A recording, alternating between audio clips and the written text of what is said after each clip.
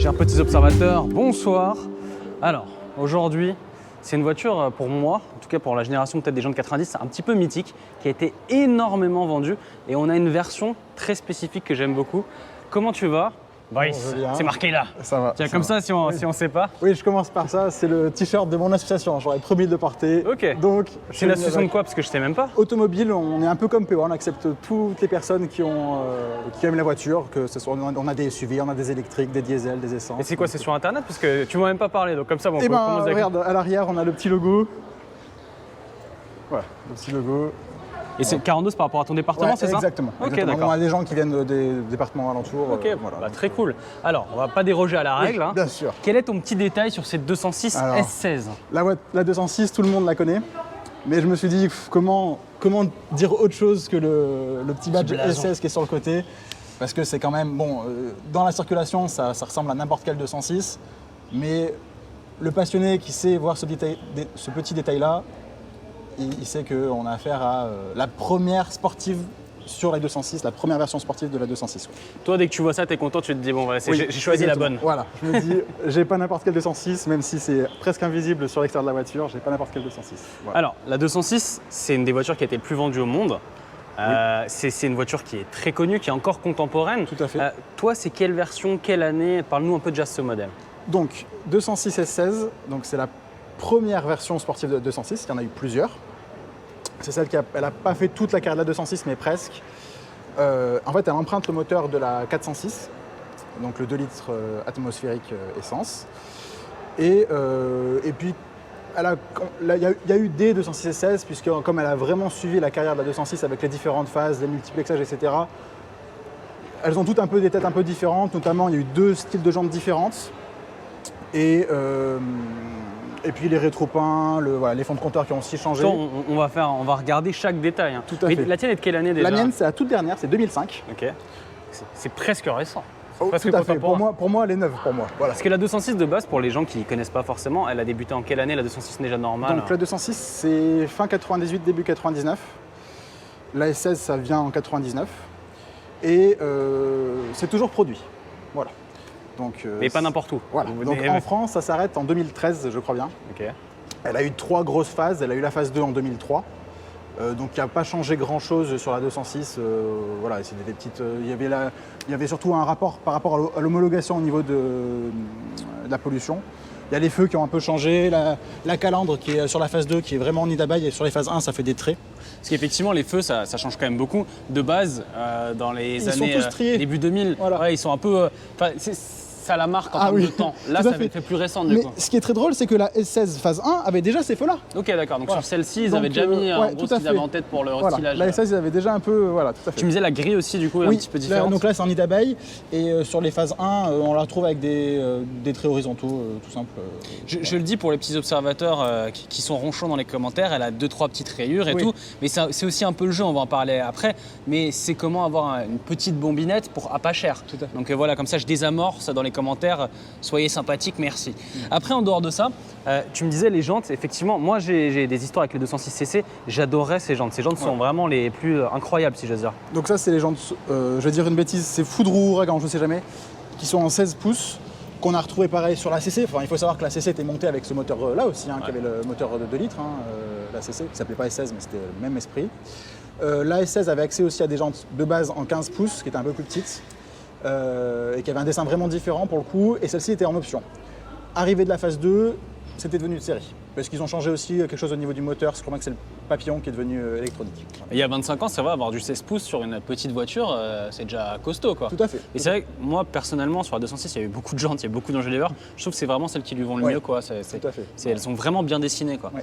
Puis 16 pouces, S16, on est bien. Tu me disais ça aussi, du coup, c'est peint le. Oui, en fait tout ça, alors tout à l'heure on était à côté d'une autre 206, ça se voyait vraiment, tout ça c'est tout plastique en fait sur les 206 classiques. Après il y en a certaines qui avaient ça peint sur les phases 2, si je dis pas de bêtises. Là c'est tout peint. Ok. Bon. Elles étaient toutes noires sur la couleur. Ouvrant panoramique, dit. Alors c'est un toit ouvrant, Ok. qui était une option qu'on retrouve beaucoup, il y a plein de 206 qui l'ont, ce toit ouvrant. Bon, le mien, il a eu, j'ai une région qui est un peu agressive avec les voitures, je pense aussi, et du coup j'ai changé le moteur plusieurs fois, j'ai changé le faisceau. Bon, c'est pas fiable Il veut en pas, fait. il veut Non, pas. il y a le risque, à la fermeture des fois, elle s'arrête et là, je ne sais pas comment faire. Donc il y a trop le risque que je me retrouve avec une voiture qui reste ouverte. Donc je préfère, Je préfère le laisser comme ça. Voilà, tout à fait. Après, ce qui est Ça cool, fait je un peu trouve panoramique, aussi hein. que ça lui donne un petit côté sportif d'une certaine manière. Enfin, Oui. il y a un truc en plus en tout cas. Mais on aurait envie que ça fasse comme sur les Volkswagen où ils fassent juste ça. En Ouais, fait. c'est ça. Voilà, Ouais. et ça finirait Mais de... typiquement, effectivement, je trouve que souvent les toits ouvrants, quand ils peuvent un peu monter, il y a un petit côté en plus. On continue vers le toit avec ça qui est aussi finalement un peu une option. Alors oui, pareil. Donc quand la SS est sortie, c'était pas du tout, c'était une option. C'est le béquet en fait de la RC, qui en fait, on pourra en parler plus tard de la RC. On va en parler après de toutes les dénominations et pourquoi elle s'appelle pas aussi GTI et tout, parce que D'accord. c'est un sujet. Donc voilà, et qui était en option. Et pareil, je crois bien que sur les dernières S16, ils le mettaient un peu de série, pareil, parce que les ventes aussi ont diminué, donc j'imagine qu'ils... Bon, là, on peut saluer Anthony de PDLV, parce que c'est un amoureux des 206 sur YouTube, qui, on va dire pour le grand public, a un petit peu démocratisé ces feux, parce que ces feux, ils ont une histoire. Tout à fait. Donc pareil, donc les miens, c'est des feux qui viennent d'Iran. Donc là-bas, elle est encore produite simplement. Hein. Est-ce que, je me permets, est-ce que tu peux mettre les feux de position? Parce que c'est encore plus joli. Je sais pas si tu sais, Renaud, mais voilà, quand même. Magnifique. Franchement, ça change tout. Hein. C'est... Ouais.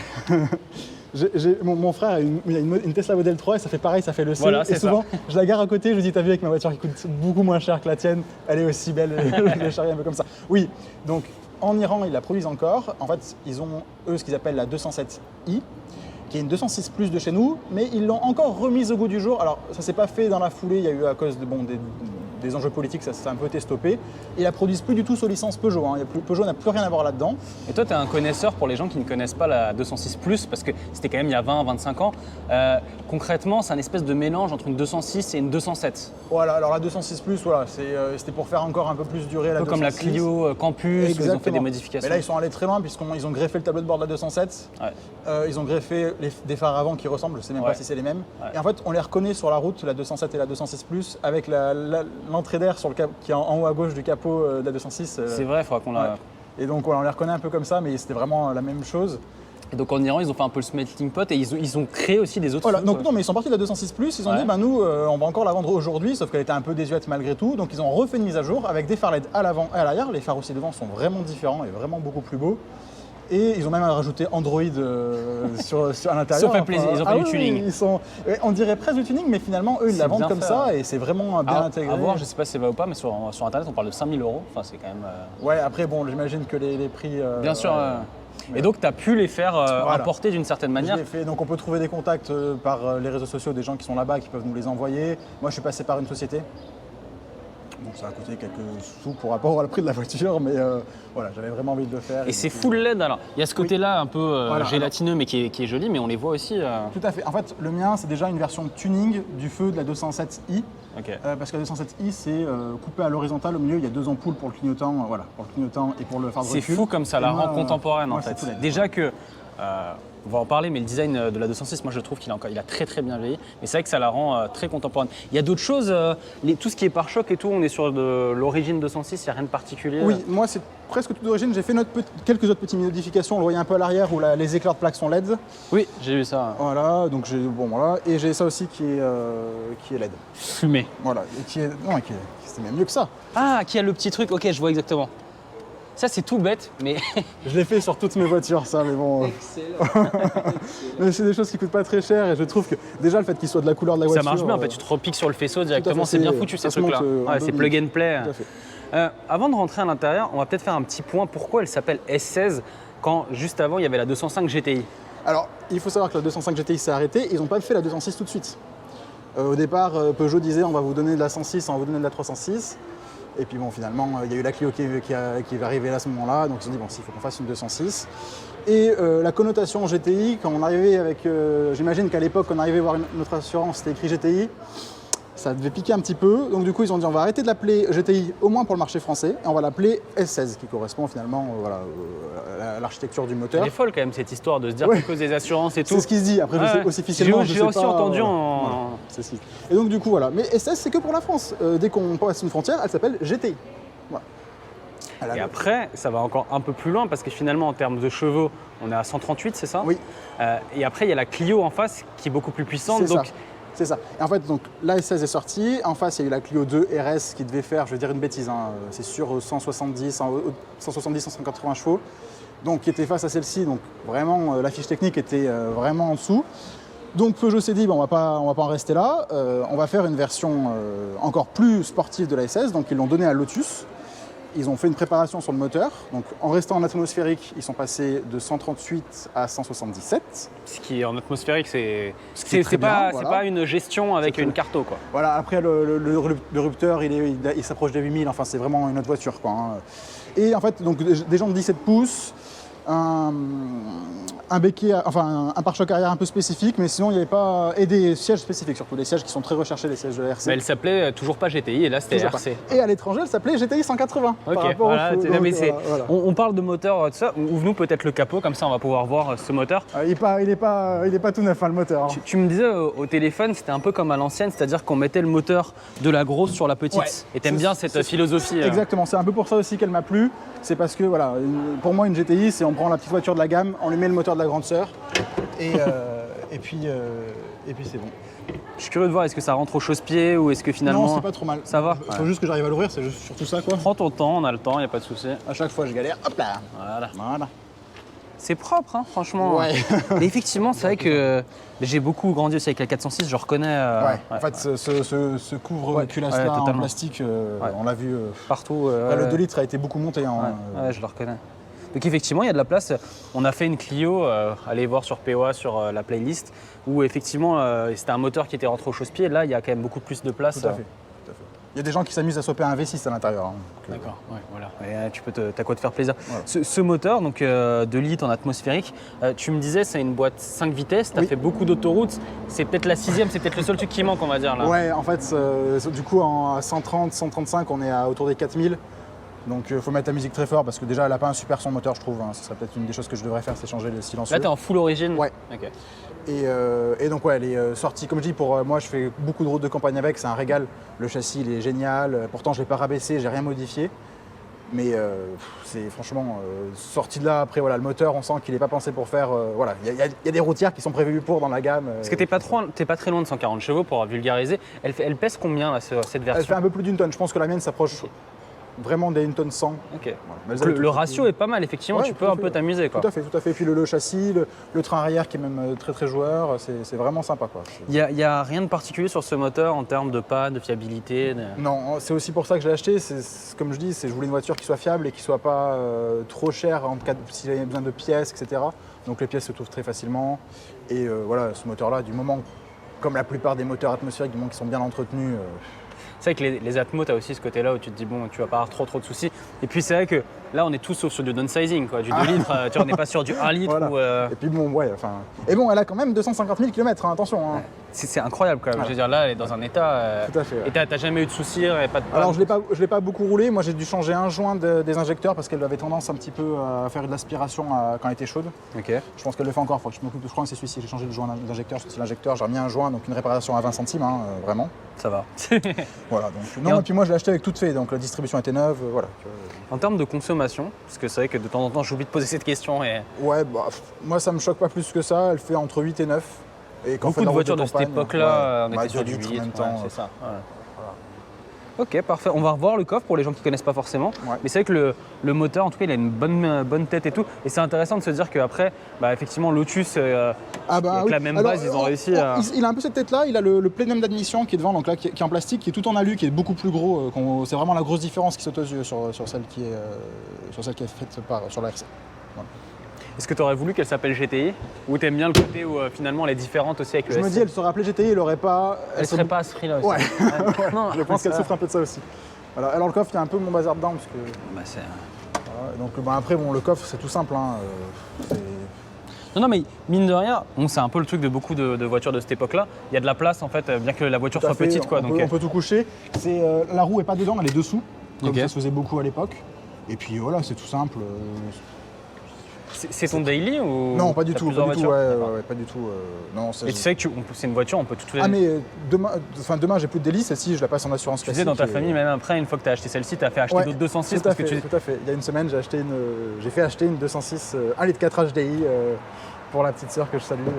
Parce que on va finir là-dessus sur l'extérieur et sur le design. C'est vrai qu'elle a un côté intemporel. C'est et ça. Elle a été bien dessinée en fait dès le début.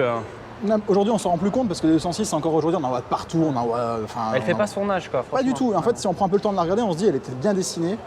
Voilà, elle vieillit pas.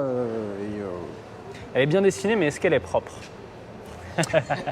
J'ai fait ce que j'ai pu, mais bon. Parce qu'on a de la chance, cette vidéo est sponsorisée par Wash.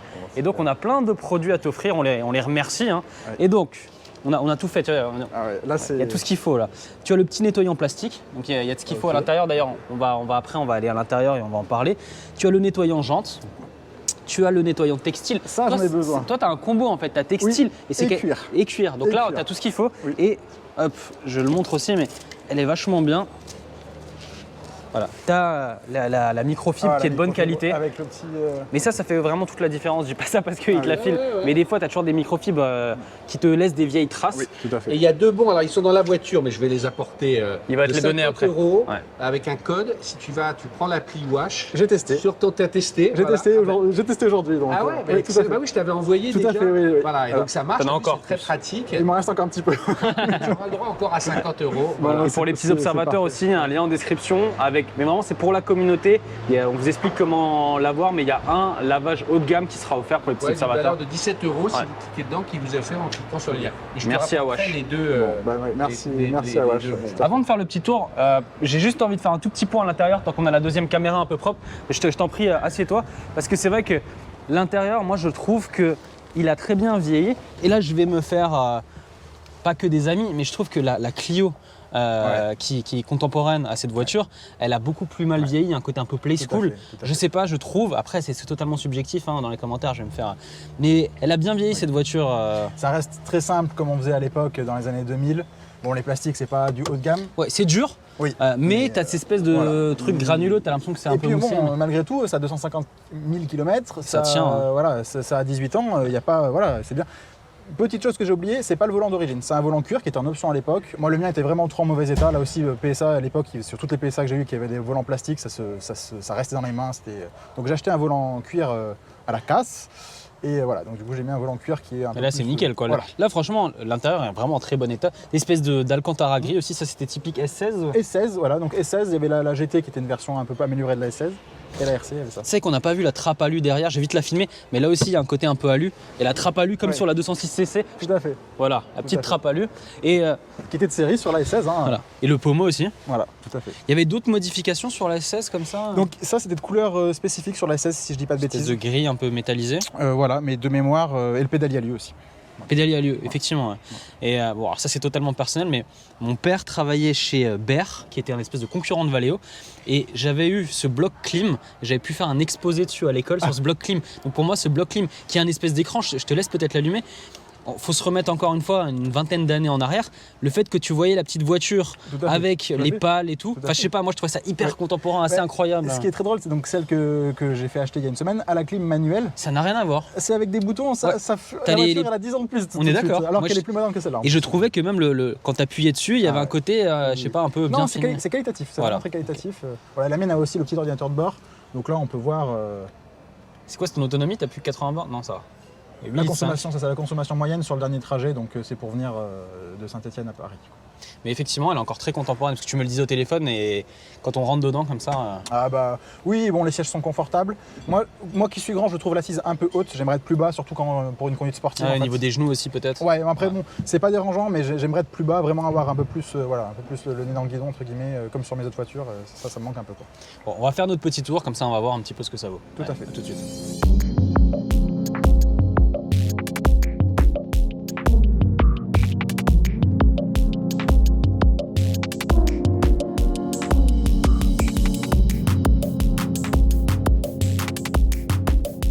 Bon, tout de suite, je te donne tes deux cartes encore Wash que tu pourras mettre donc, du coup, sur ton application. Donc on n'a pas oublié, on te les a bien données.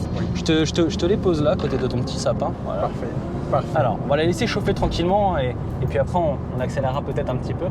pas de problème. Déjà, moi ce qui me frappe quand on se met à l'intérieur, c'est vrai que ça reste une voiture quand même très contemporaine quoi. Tout à fait, elle est confortable, Ouais. les plastiques, Tout tient bien ensemble, il n'y a pas tout à 25 000 fait. bruits de mobilier. Voilà, comme on a pu le voir sur certaines PSA de ces époques-là, pourtant, hein, moi, j'ai beaucoup connu la Xara et la Xara, ça a vite tendance à On a vite envie de taper un peu partout pour que ça arrête. Non, là, celle-ci, elle n'a pas ces bruits-là. Après, la 206, quand même son gros défaut, c'est qu'elle n'est pas très bien isolée. Moi, je trouve qu'on entend vite les bruits de l'extérieur. Pareil, même quand on met la musique dedans, on entend vite à l'extérieur. Parce que je trouve que des fois, ce qui est un petit peu. Ouais. Ok, j'ai jamais fait attention à ça. Alors, est-ce qu'il y a le toit aussi qui fait que ça n'aide pas? Mais on même entend s'il beaucoup. ne s'ouvre pas, c'est quand même très cool. Il y a un côté un peu Tout à fait. panoramique, Ah, ça apporte beaucoup de luminosité à l'intérieur. Tout à fait, tout à fait. Alors, avec le soleil et tout, ça va vite chauffer à l'intérieur. Ouais. On peut le fermer malgré tout. Hein. Voilà. Ok, bah, tu laisses ouvert. Moi, je trouve ça t'apporte encore de la lumière. Mais effectivement, c'est très très cool. Après, sur cette voiture, comment elle est venue à toi déjà d'une certaine manière? Parce que t'es de quelle année à peu près? Parce que... Donc moi je suis de 92. Ok, d'accord. Donc on est sur les mêmes époques comme moi. Voilà, donc on a dû connaître un peu les mêmes choses avec les 206. C'est ça, ouais. C'était les premières virées avec les copains. Voilà. Tout le monde a un peu une histoire avec une 206 ou une Clio. Moi, à cette avec époque. plusieurs 206, j'ai plein d'histoires à raconter sur les 206. Tu t'es toujours dit un jour j'en aurai une? Comment ça s'est passé? Pas vraiment. J'avais envie de me reprendre une voiture un peu petit budget parce que j'ai quand même plusieurs voitures et j'avais envie de faire grossir cette collection-là. Et je me suis dit, contrairement à d'autres choix que j'ai pu faire par le passé en termes d'auto, prendre quelque chose. J'aime ce côté un peu démocratique de la voiture, où avoir une voiture que tout le monde peut s'acheter, tout le monde peut entretenir et où les pièces se trouvent encore. C'était aussi ça, parce que j'ai une 406 coupée à côté que je suis en train de retaper. Il y a certaines choses. Le pare-choc avant, c'est une tannée. Mais c'est que ça encore, mais c'est l'enfer. Ouais. C'est l'enfer. J'ai une RCZ aussi, pareil. Aujourd'hui, il ne faut pas casser un pare-choc de RCZ. Enfin, donc je voulais une voiture sur laquelle on retrouve les pièces et surtout à pas cher. Parce qu'on finit toujours par retrouver, mais bon. T'es très Peugeot quand même, finalement, j'ai l'impression. Ouais, alors que comme je disais à Renault, moi j'ai été bercé en Citroën et j'aime toujours beaucoup cette marque-là. Mais c'est vrai que Peugeot, c'est une des rares marques avec Porsche où j'aime autant les anciennes que les modernes. Citroën aujourd'hui, malgré que la C5X soit très très belle, mais c'est parce que c'est la Palace. Ah. Ben voilà, il fallait acheter une Peugeot. Parce que la Dino a un problème. Sachant qu'on l'a déjà vu hier, quand on a tourné. Elle est belle. Hein. Ah oui, elle est très très belle. On dirait qu'ils font une espèce de. Ils ont un roadbook, donc elle n'a pas l'air d'être en panne. Ils sont plus perdus. Donc tu disais les Peugeot, que ce soit les récentes ou les anciennes. Voilà, j'adore les vieilles Peugeot. Et les Peugeot modernes, c'est une des rares marques sur lesquelles je trouve où il n'y a pas de fausses notes, même si il y a peut-être un peu trop d'agressivité, un peu trop de dessin aujourd'hui. Voilà, je trouve la 508 magnifique, la nouvelle 208, la 308, c'est très très beau. C'est vrai que la nouvelle 208, elle a un petit côté, alors pas 206 mais plus 205, qui est très sympa aussi. Tout à fait, tout à fait. Ah oui, complètement, complètement. Et cette 206, alors on va revenir dessus, donc tu l'avais en tête, tu avais déjà d'autres Peugeot. Le fait qu'elle soit S16, c'est plus facile à trouver du coup, c'est moins cher que si c'était une GTI, comme une 205 qui aujourd'hui c'est... Tout à fait, voilà, la S16 il y en a eu beaucoup de fêtes. Alors il faut se méfier parce qu'après 2005 c'est juste une finition, ça n'a plus rien à voir avec le moteur ou le châssis. 2005 à faire très attention, ça passe en finition. Voilà, c'est la dernière moi j'ai en 2005. Un peu comme aujourd'hui GT Line, t'as le même moteur. Exactement, en fait ça a remplacé la XS de l'époque, etc. Et voilà, donc du coup des 16 on en trouve très facilement, ça correspond au budget. Des 206 on en voit encore des milliers encore sur nos routes, moi dans mes routes de campagne on en voit encore plein. Donc les pièces se trouvent facilement, c'est fiable. Et la S16 elle est pas chère puisque la mienne je l'ai achetée, il n'y a pas de secret, pour 2500 €. En 2023. En 2023. Début de l'année. 2500 €, distribution faite, 250 000 km malgré tout. Distribution faite, comme 2000 changé, qui est une pièce qui coûte assez cher aussi. Donc là ça c'est tout neuf en fait. Renault connaît ça, c'est voilà. Qui est juste derrière là et qui pose problème aussi sur la C6 entre autres. Souvent sur les PSA aussi. Et distribution faite, train avant tout neuf. Enfin voilà, moi j'ai un support moteur qui doit me rester à changer, mais qui n'est pas une opération très onéreuse. Donc effectivement, en dessous de 3000 €, tu peux en trouver. Voilà. Et est-ce que tu en trouves aussi facilement? Il y en a beaucoup. Ouais. Déjà, je fais une recherche. Tout à fait. Alors, quelqu'un qui sait un peu bricoler, réparer les voitures, il peut vraiment prendre des budgets encore en dessous. Hein. Des gens qui les vendent parce qu'ils n'ont pas envie de faire les frais, on en trouve plein. Et des propres, et des très propres avec une bien meilleure carrosserie, moins de kilomètres. On met 3000, on met 4000 €, on en trouve, mais on en trouve à l'appel. Hein. Ouais, parce que ce qui est bien concrètement, c'est que ce qu'on a vu à l'extérieur, ce sont des pare-chocs de n'importe quel 206. Les jantes finalement, elles étaient aussi sur les CC, donc il y en a quand même beaucoup qui ont été vendus. Tout à fait. Donc il n'y a rien de... Qu'est-ce qui est le plus spécifique? Peut-être le pommeau ou... Mais non, même pas, en fait, ouais. c'est ça qui est trop bien, c'est que je dirais les compteurs. Les compteurs, oui, j'ai. Mais bon, qui sont pas les mêmes sur chaque S16 aussi, c'est un tout peu... à fait, il y avait des fonds noirs, il y avait des fonds blancs. Et en fait, elles ont l'huile et l'eau, ce qui est un peu unique au sportif. Le plus compliqué, on va dire, c'est presque ça, quoi. Ouais, mais en plus, il est fiable, contrairement au 406 où c'est une catastrophe. Il est fiable, donc... Et là, pareil, pour le moteur, finalement, tu peux aussi récupérer des choses de la 406, quoi. Oui, après, comme il a été monté sous plein de capots, ce moteur-là, il y a encore beaucoup de pièces de produites, il y a beaucoup de documentation. Et franchement, il n'y a pas de... Non, il n'y a pas de... Il n'y a pas de crainte à avoir pour l'instant là-dessus pour le maintien de la voiture dans le temps. Donc là, je suis en 4, comme ça reste un moteur qui est quand même plutôt coupleux. Et ben voilà, on est rapidement à des vitesses où on n'a plus le droit. On voit qu'il a, c'est le côté atmosphérique, il a de l'allonge et ça peut continuer. Tout à fait. Et là, je suis à 80, 90 et je suis à 2500 et je suis en 5e. C'est un peu son défaut, c'est que dès qu'on veut partir sur les 110, 130, on évite avec la voiture qui nous ronfle dans les oreilles parce qu'elle n'est pas à son bon régime moteur. Après, là, le défaut un peu de toutes les Peugeot, je trouve que le guidage de la boîte est un peu trop flou. On aimerait que ça soit un peu plus. On aimerait que ça, voilà, quand on tombe une vitesse ou quand on prend une vitesse, on sent qu'on l'a bien verrouillé. Et sur la conduite sportive, ça peut être un peu gênant. Alors, il existe des kits. Là aussi, je renvoie vers Anthony PDLV qui a fait plein de vidéos sur comment changer pour avoir une boîte un peu plus. Le seul petit hic, ça peut être peut-être le son. En fait, elle fait pas beaucoup de bruit, quoi. Enfin... Ouais, en fait, limite, c'est même plus agréable, je trouve, quand elle a 2000-2500 tours minutes, tout c'est un peu plus rauque. Mais après, c'est vrai, on a plus l'impression de faire du mal au moteur qu'autre chose. Et je pense qu'en mettant un échappement un peu plus, enfin, au moins un silencieux, un peu plus sympa, il y a moyen de retrouver quelque chose de sympathique pour la conduite. Est-ce que toi, tu penses peut-être, mettre une sortie inox ou quelque chose comme ça pour... Ouais, peut-être un silencieux inox ou même, alors, faut avoir avec le contrôle technique un silencieux Groupen, c'est juste un tube, quoi. Ouais, carrément. D'accord. Là, cette voiture, tu vas la laisser full stock. Enfin, la vraie modification, c'était les feux arrière, mais après, en dehors de ça. Ouais, alors au départ, je l'avais un peu acheté dans cette optique-là en me disant, je vais faire un peu de la préparation pas chère. Tu voulais faire de la course aussi, enfin un peu de circuit la avec préparer pour le circuit, pour me dire, j'ai une voiture, si demain il faut aller faire un peu du circuit, j'ai une voiture que j'ai pas peur d'abîmer. Ouais, c'est ça. Ouais. Parce qu'elle est pas chère.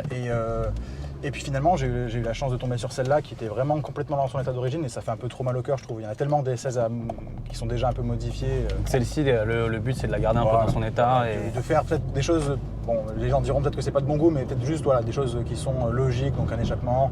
J'ai remis un peu des phares, je trouve qu'ils sont un peu plus sympas. Et puis voilà, et puis on verra, mais peut-être que d'ici 6 mois, mon idée aura changé et puis ça sera déjà tout démonté pour faire autre chose. C'est une voiture, elle est pas stressante, en même temps tu t'amuses. C'est vraiment le bon compromis. Il n'y a pas le côté où si je la touche, comment ça va se passer. Bon, la mienne en plus, comme vous l'avez pu le voir, elle est pas parfaite esthétiquement, donc j'ai un peu moins peur. C'est bien aussi de parler de voiture parfaite parce que franchement, des fois tu sais plus où te garer, t'as peur, tu te dis dès que tu tapes un truc. On réfléchit à chaque fois, là, je suis à côté d'un C4 Picasso, peut-être ça va être une famille, genre des coups de portier. C'est ça. C'est pas grave. On connaît ça, donc du coup tu te mettrais lent sur le parking et tout, tu vois. Mais... Exactement. Bon, en tout cas, un grand merci. Mais merci à POA surtout de faire vivre la passion automobile de la façon dont vous la faites. C'est vrai que des 206, à part la CC, on n'avait pas fait. Et donc là, de faire une S16 comme ça avec les petites modifications, je trouve que parler des feux aussi, parce que pour ceux qui ne connaissent pas, je trouve ça sympa. Donc un grand merci d'être venu. Tu as fait de la route quand même. Tout à fait. Mais avec plaisir. Bon courage, parce que je sais que tu m'avais dit quand même juste le truc, c'est vrai que la petite 6e, elle ferait du bien, puisque tu as 4000 tours sur l'autoroute. Oui, on met la musique très fort là. En tout cas, un très grand merci. Et puis rentre bien. Tu as de quoi nettoyer ta voiture plusieurs fois en plus. Exactement. Donc, exactement. Et puis aussi un grand merci aux deux gourmands. Alors là, il y a le restaurant qui est là. Et il n'y a pas de produit pour qu'on puisse montrer. Mais c'est vrai que les deux gourmands, ils font plein de choses. Il y a des biscuits, tout est fait maison. C'est une épicerie, une biscuiterie. Biscuiterie. Il y a aussi du miel à côté. Ils sont vachement bons, c'est au coquelicot. Et puis si vous voulez... Il y a même un resto. Il y a même un resto, tu vois. Et si vous voulez venir chez POA pour une vidéo du mercredi haute, n'hésitez pas à envoyer un mail à petiteobservationautomobile@gmail.com. Comme on le dit souvent, on a beaucoup d'avance, mais on vous répondra au fur et à mesure. Vous pourrez venir peut-être ici ou ailleurs. Et puis abonnez-vous à POA. Ciao.